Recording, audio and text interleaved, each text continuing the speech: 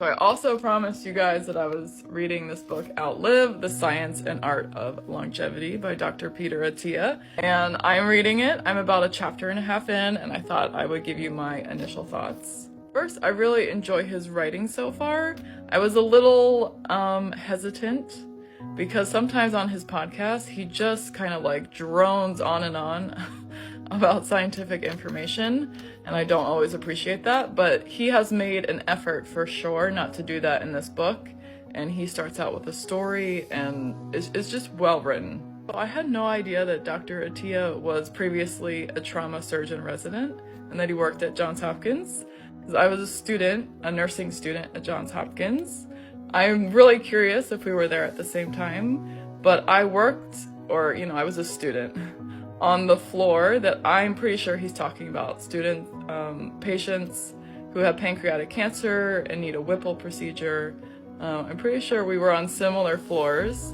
I'd love to know if we were there at the same time, but anyway, for me, that was really interesting to find out. So his argument, and I think he makes a great case for it, and I think we all know it as well, is that modern medicine 2.0 as he calls it, has done a great job at preventing fast deaths, as he labels them.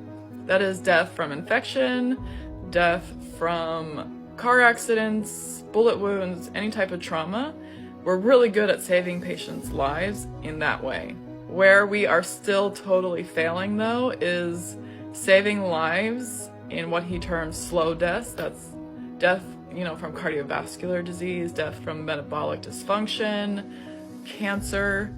All of these things take a really long time to grow and to finally kill us, but modern medicine doesn't intervene until it's too late at the very end. He's arguing for prevention, and of course we've all heard that saying, an ounce of prevention is worth a pound of cure, and just earlier and more aggressive screening, more aggressive treatment early on. And I like this paragraph.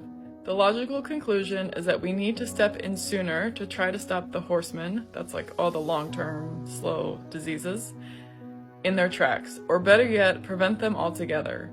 None of our treatments for late-stage lung cancer has reduced mortality by nearly as much as the worldwide reduction in smoking that has occurred over the last 2 decades, thanks in part to widespread smoking bans.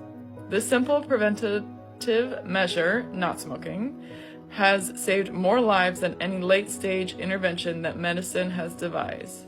Yet mainstream medicine still insists on waiting until this point of diagnosis before we intervene.